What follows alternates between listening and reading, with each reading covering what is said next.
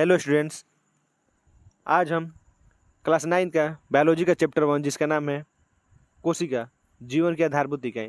तो आज हम लोग कोशिका के बारे में पढ़ेंगे बच्चों। कोशिका किसे कहते हैं? जो हम लोग कोशिका होता है बच्चों, ये हमारे जीवन की आधारभूत संरचनात्मक और क्रियात्मक इकाई माना जाता है। अगर देखा जाए बच्चों, हम लोग का जो बॉडी का निर्माण हुआ है, जो हम लोग का शरीर का निर्माण होता है, तो उसका जो अगर सूक्ष्मतम पार्ट है तो बच्चों कोशिका होता है। बहुत सारा कोशिका मिलकर बच्चों किसका निर्माण करती है? ऊतक का।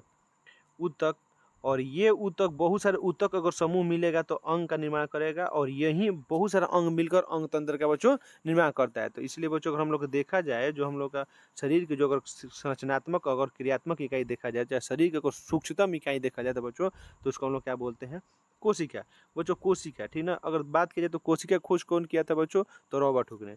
बच्चों कब किया था? रॉबर्ट हुक ने। और कब किया था बच्चों? तो 1665 ईस्वी में, ठीक ना बच्चों।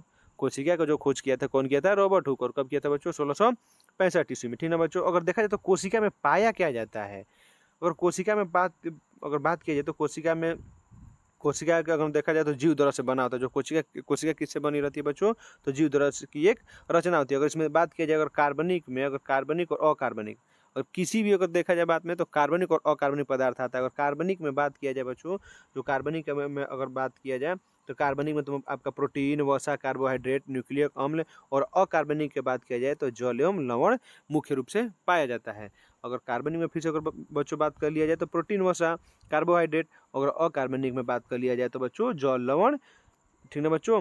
चलिए अगर हम लोग आगे देखते हैं कि जो ये कोशिका में होता है, कोशिका की विविधता। जो अगर कोशिका का देखा जाए तो बच्चों कोशिका का आकार, आकृति, हर जीव में, हर जंतु में, या पदार्थ का बात हो, या आपके पौधा का बात हो, या जंतु का बात हो, तो हर पौधा, हर जंतु में अलग अलग कोशिका पाई जाती है। हर व्यक्ति में एक निश्चित कोशिका नहीं पाई जाती है, ठीक है बच्चों। अगर कोशिका का आकार देखा जाए, आकृति देखा जाए, तो अलग अलग होता है, ठीक है बच्चों। अगर बात किया जाए तो आपको एक चूहा का बात कर लिया जाए और एक हाथी का बात कर लिया जाए, तो अगर पूछा जाएगा दोनों में सबसे ज़्यादा कोशिका किस में पाया जाएगा, तो बच्चों सामान्यतः अगर बात किया जाएगा तो सबसे ज़्यादा तो हाथी में पाया जाएगा, और सबसे कम बच्चों चूहा में। क्यों? क्योंकि उसका शरीर का बनावट देखा जाए तो छोटा होता है, और हाथी का देखा जाए शरीर का बनावट तो बड़ा होता है, ठीक है बच्चों। तो चलिए हम लोग विविधता पढ़ लिया जाए। विविधता क्या बोल रहा है? कोशिकाओं में विविधता, जो कि कोशिकाओं के जो रूप होता है, आकार होता है, और जो आकार होता है और संख्या में काफ़ी विभिन्नता होती है। हर जंतु में, हर पौधे में अलग अलग कोशिका पाई जाती है, और कोशिका का आकार पाया जाता है, और कोशिका का संख्या पाया जाता है। बच्चों बात किया जाएगा और कोशिका का अलग अलग आकार की होती है। अगर यह कोशिका का जो अगर हम लोग ऐसा देखा जाए कितनी छोटी हो सकती है बच्चों, तो आपको देख लीजिए बच्चों कितना आप लोग का दिया, 0.1 माइक्रोमीटर। बच्चों इसका अगर देखा जाए तो सबसे कम कोशिका कितनी होती है? 0.1 माइक्रोमीटर। हम लोग इसको नहीं देख सकते हैं, ठीक ना। इसको देखने के लिए हम लोग, कोशिका को देखने के लिए हम लोग सूक्ष्मदर्शी का यूज करते हैं बच्चों। किसका यूज करते हैं? सूक्ष्मदर्शी, याद रखना, ठीक है बच्चों। हम लोग नंगी आंखों से कोशिका को नहीं देख सकते।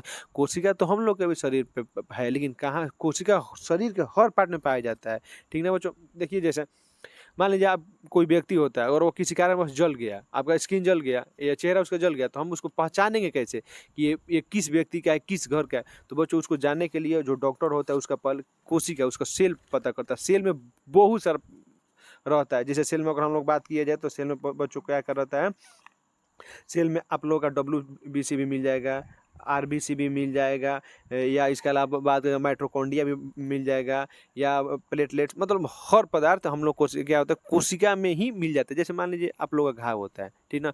अगर मान लीजिए कोशिका का जब तक निर्माण ना होगा तो आपको घाव भरेगा नहीं भरेगा, आपको कहीं चोट लग गया, जब तक कोशिका का निर्माण होगा नहीं तब तक हम लोग किसी भी घाव हो या आप लोगों का चोट लगा हो वो नहीं भर सकता है। तो इसीलिए कोशिका का जो हम लोग शरीर में निर्माण होना बहुत ही आवश्यक है। तो बच्चों हम लोग बात कर लीजिए पहले कोशिका का आकार कितना होता है। तो कोशिका जो आकार होता है 0.1 माइक्रोमीटर का होता है। अगर सबसे बड़ा अगर देखा जाए तो अधिकतम होता है 170 गुणा 135 मिलीमीटर का होता है। अगर वो किस में पाए जाते हैं तो बच्चों जैसे प्लूरोनोमिया में, ठीक ना। तो बच्चों अगर बात कर लीजिए हम लोग कोशिका का आकार पे, जो कोशिका का जो आकार होता है बच्चों को कितना होता है? कम से कम 0.1 माइक्रोमीटर। और किस में पाया जाता है? प्लूरोनोमिया में। और सबसे अधिकतम कितना होता है? 170 गुणा 135 मिलीमीटर का। और यह किस में पाया जाता है बच्चों? शुतुरमुर्ग का अंडा में। अगर और जीवाणु की बात कर दिया जाए तो कोशिका 1 माइक्रोमीटर से 10 माइक्रोमीटर व्यास तक की होती है। इसका व्यास बता रहा है बच्चों 1 माइक्रोमीटर से लेकर कितना बच्चों होता है? 10 माइक्रोमीटर तक, ठीक ना। तो बच्चों हम लोग अगर बात किया जाए तो जो हम लोग का जो सबसे लंबी कोशिका होती है वो कौन सी होती है बच्चों? तंत्रिका कोशिका। और ये इसी को हम लोग क्या बोलते हैं? न्यूरॉन, जो आप लोगों को क्लास 10th में पढ़ना होगा, ठीक ना बच्चों? क्लास 10 में हम लोग का पढ़ना होगा न्यूरॉन के बारे में, ठीक ना बच्चों?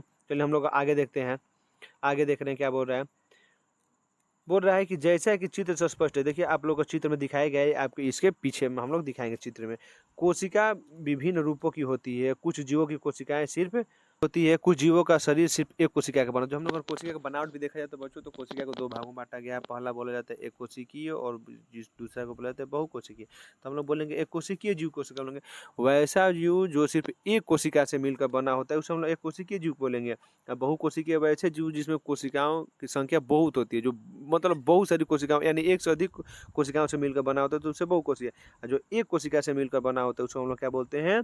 एक कोशिकीय जीव। एक कोशिकीय में जैसे आप लोग का अमीबा आ जाएगा, पैरामीशियम आ जाएगा, प्लाइडोमोनास आ जाएगा, ये सब एक कोशिका से मिलकर बना होता है। अगर बहुकोशिकीय की बात किया जाए तो मनुष्य आ जाएगा, जानवर आ जाएगा, पौधे आ जाएगा, ठीक ना बच्चों? ये सब किसके अंतर्गत आएगा? बहुकोशिकीय के अंतर्गत आएगा। चलिए एक बार फिर देख लिया जाए। देख रहे बोल रहे हैं कि कुछ जीवों का जो शरीर है सिर्फ एक कोशिका का बना होता है उसे कोशिकीय जीव कहेंगे, जैसे अमीबा, पैरामीशियम, क्लाइडोमोनास। अगर अलग जीवों की बात करेंगे तो बोल रहा है कि जीवन संबंधी सारे कार्य अकेले कोशिकाओं द्वारा संपन्न होते हैं, जबकि बहुकोशिकीय जीवों का जो शरीर होता है, जो हम लोग का बहुकोशिकीय जो जीवों का कार्य होता है वो कोशिकाओं का बना होता है, जिसमें लगभग 60 किलोग्राम के एक मानव शरीर में लगभग 60 गुणा 10 के पावर 15 कोशिकाएं पाई जाती है। बच्चों अगर कोशिका का बात किया जाए तो कितना पाया जाता है? 60 गुणा 10 के पावर 15। एक किस में पाया जाता है व्यक्ति? तो 60 केजी वाले व्यक्ति में कोशिका ये पाया जाता है। अलग अलग हम बच्चों पहले भी बताए थे कि जो कोशिका होता है वो अलग अलग व्यक्ति में अलग अलग संख्या होती है, ठीक ना? अगर 60 किलोग्राम वाले व्यक्ति में बात किया जाए तो कोशिका जो होती है 60 गुणा 10 के पावर 15 पाया जाता है, ठीक ना बच्चों? चलिए आगे हम लोग देख रहे हैं। बोल रहा है कि जो ये बहुकोशिकीय जीवों में विभिन्न कार्यों को सुचारू रूप से संपन्न करने के लिए अनेक कोशिकाएं समाहित होकर विभिन्न अंगों का निर्माण करती है। इनमें श्रम का विभाजन होता है। विभिन्न प्रकार के पौधे जैसे शैवाल, कवक, मॉस, फन तथा जंतु इसका उदाहरण है। बहुकोशिकीय जीवों का विकास एक कोशिका से ही कोशिका विभाजन द्वारा हुआ है। अगर बात किया जाए तो बच्चों बहुकोशिकीय का, तो एक कोशिकीय का अलग अलग अगर विखंडन हुआ है तो हम लोग किसका निर्माण हुआ है? बहुकोशिकीय जीवों का निर्माण हुआ है बच्चों, ठीक ना? तो चलिए हम लोग नेक्स्ट देख रहे हैं बच्चों। बोल रहे कोशिका का जो आकार होता है, आकृति उसके कार्य के अनुरूप होता है। जो जैसा कार्य करता है बच्चों वैसा उसकी कोशिका होती है और उसका वैसा उसका कोशिका का आकार होता है। बोल रहे कुछ कोशिकाएं अपना आकार बदलती रहती है। जो कुछ कोशिकाएं होती है बच्चों वो अपना क्या करती है? वो अपना आकार बदलती रहती है, ठीक ना? कुछ कोशिकाएं अपना आकार बदलती रहती है, जैसे अमीबा हो गया। अमीबा का अगर देखा जाए तो आकार उसका निश्चित नहीं रहता है, ठीक ना बच्चों? जैसे मान लीजिए हम लोग अगर अमीबा का स्ट्रक्चर देख लिया जाए तो ऐसे भी हो सकता है, ठीक ना? या ऐसे ऐसे होता है। अमीबा का अगर देखा जाए तो स्ट्रक्चर ऐसे करके ऐसे हो सकता है। अगर मान लीजिए इसका अपन इधर भोजन रखा होगा तो इसका निर्माण इधर इधर अपना अंग का निर्माण करके भोजन को ग्रहण करती है, तो इसका फिक्स आकृति नहीं होता है, ठीक है बच्चों?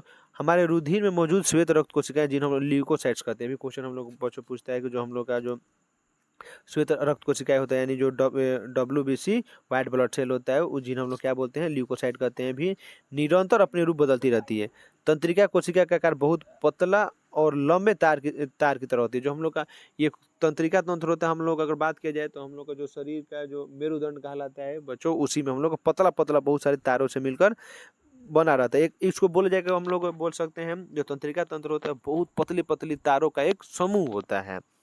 चलिए हम लोग देख क्या बोल रहा है। इसके द्वारा आवेगों का चालन होता है। जैसे हम लोग का शरीर में क्या करना, ये प्रतिक्रिया करता है माइंड को या पूरा पूरा शरीर को क्या करता है? ये मैसेज ले जाकर मस्तिष्क तक पहुंचाता है। ठीक उसी आवेग का चालन तार की तरह लंबी पतली कोशिकाओं द्वारा शरीर के विभिन्न भागों में होता है। कुछ जीवों में कोशिका का आकार लगभग स्थिर रहता है और कुछ कुछ और बात कर लिया जाए बच्चों तो जो कोशिका का आकार होता है क्या होता है? स्थिर रहता है। भिन्न भिन्न जगहों में भिन्न भिन्न जीवों में तथा एक ही जीव में अलग अलग समय में शरीर में कोशिकाओं की संख्या भी बदलती रहती है। जो कोशिका की जो संख्या होती है जीव के शरीर के आकार पर निर्भर करता है कि आपका जीव को जो है वो कैसा जीव है, एक कोशिकीय है, बहुकोशिकीय है, बड़ा है, छोटा है या पतला है, ठीक है बच्चों? देखिए उदाहरण में हम लोग दे रहे हैं कि चूहे के शरीर में कोशिकाओं की संख्या हाथी के शरीर में मौजूद कोशिकाओं की संख्या से बहुत ही कम होगी, क्योंकि जो हाथी होगी उसका कार्य अलग है, चूहा का कार्य अलग है, वो अपन अलग कार्य करता है, उसका शरीर की बनावट अलग है, चूहे का शरीर की बनावट अलग है। तो इसलिए जो उसके जो हम लोग का चूहे में जो कोशिका पाई जाएगी वो हाथी की तुलना में कम पाया जाएगा। ठीक ना बच्चों। आगे बढ़ेगा, पौधों में वट वृक्ष की तुलना में गुलाब के पौधे में कोशिकाओं की संख्या बहुत कम होगी। तो बच्चों पहले भी बताए थे, जो कोशिका का जो आकृति होता है, आकार होता है, या उसमें जो संख्या होता है, वो जैसा बड़ा होगा तो उसमें ज़्यादा पाया जाएगा, छोटा होगा तो कम पाया जाएगा। ठीक ना। चलिए हम लोग अब आगे देख रहे हैं क्या बोल रहा है। बोल रहा है कि जीवन व्यवस्था के स्तर पर हम लोग देखा जाएगा, जो कोशिका को भी हम लोग बांटते हैं जीवन व्यवस्था के स्तर पर। बोल रहा है कि प्रत्येक जीव के शरीर का निर्माण करने वाली कोशिकाएं में कुछ मूलभूत कार्य करने की क्षमता होती है। और जो बहुकोशिकीय जीवों में अगर बात किया जाए बच्चों, जो बहुकोशिकीय जीवों में बात कर रहा है, तो बहुकोशिकीय जीवों में ये कोशिकाएं आपस में बोल रहा है कि आपस में समूह बनाकर ऊतक का निर्माण करती है। बच्चों पहले भी बताए हैं कि बहुत सारी कोशिकाएं मिलकर किसका निर्माण करती है, ऊतक का। याद रखना बच्चों, जो ऊतक। ठीक ना। हम लोग बोलते हैं ऊतक किसे कहते हैं, तो कोशिकाओं को समूह को हम लोग क्या बोलेंगे, ऊतक। ठीक ना। अगर कोशिका किसे बोलते हैं, जो हम लोग शरीर के जो संरचनात्मक और क्रियात्मक इकाई है, तो उसको हम लोग क्या बोलेंगे बच्चों, कोशिका। जो कोशिका होता है हम लोग शरीर के सबसे स्मॉलेस्ट पार्ट होता है, सबसे छोटा पार्ट होता है। ठीक ना।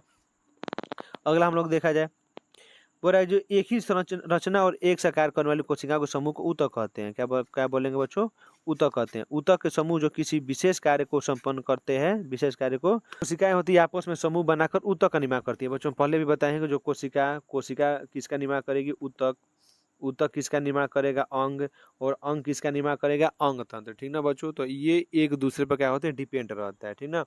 चलिए हम लोग देख रहे हैं, एक सी रचना और कार्य करने वाली कोशिका के समूह को ऊतक कहते हैं। क्या कहेंगे बच्चों, ऊतक कहते हैं। ऊतकों के समूह जो किसी विशेष कार्य को संपन्न करता है तथा जिनका विशिष्ट संरचनात्मक संगठन होता है, अंग कहलाते हैं। बच्चों पहले भी बताए हैं, कोशिकाओं के समूह को ऊतक और ऊतकों को समूह को अंग, और जो बहुत सारा अंग मिलेगा तो अंग तंत्र निर्माण होता है। ठीक ना। उदाहरण स्वरूप हम भोजन के पाचन की संपूर्ण क्रिया प्रक्रिया को लेते हैं। सबसे पहले भोजन का अंतर्ग्रहण होता है। नहीं, जो पहले अंतर्ग्रहण मतलब हम लोग भोजन को पहले खाते हैं। ठीक ना, जो हम लोग शरीर के अंदर जाता है। उसके बाद क्या होता है बच्चों, पाचन होता है। उसके बाद अवशोषण, उसके बाद स्वांगीकरण, और उसके बाद अपचय भोजन को शरीर के मल के रूप में शरीर से क्या हो जाता है, हम लोग बाहर निकल जाता है। तो वैसे ही जो होता है हम लोग का शरीर, जो कोशिका होती है, वो हम लोग शरीर की क्रियात्मक और छोटी इकाई है। ठीक ना बच्चों। और यही कोशिका मिलकर किसका निर्माण करती है, ऊतक। और यही ऊतक मिलकर अंग, और यही मिलकर अंग तंत्र का, तब जाके हम लोग का एक व्यष्टि, एक जीव, या एक मानव का निर्माण होता है। ठीक ना। चलिए अगला बोल रहा है कि प्रत्येक कार्य अलग अलग पाचन अंगों द्वारा अर्थात मुख, अमाशय, आंत, यकृत आदि द्वारा संपन्न होती है। जैसे मुख, अमाशय या आंत, यकृत आदि सामूहिक रूप से तंत्र का निर्माण करते हैं, जिसे पाचन तंत्र कहा जाता है। इसी प्रकार जीवों में श्वसन तंत्र, परिसंचरण तंत्र, उत्सर्जन तंत्र, इसके अलावा जो हम लोग बच्चों बात करेंगे उत्सर्जन तंत्र के अलावा हम लोग बोलेंगे, तो सभी अंग मिलकर जीव या व्यष्टि का निर्माण करता है। ये सब जितना भी अंग होता है, तो छोटा छोटा जो ऊतक मिलता है, ऊतक मिलकर अंग, और यही अंग मिलकर एक अंग तंत्र का निर्माण करता है, जिससे एक जीव या एक व्यष्टि का निर्माण होता है। ठीक है बच्चों। तो हम लोग आज की वीडियो में सिर्फ इतना ही करेंगे। हम लोग अगर नेक्स्ट वीडियो में हम लोग पढ़ेंगे कोशिका की खोज। कोशिका की खोज क्या होता है, कोशिका में कौन कौन सा भाग आता है, कोशिका में कौन कौन सा पार्ट आता है, तो उसको हम लोग विस्तृत अध्ययन करेंगे। ठीक है बच्चों। तो हम लोग का इतना ही। चलिए, थैंक्स।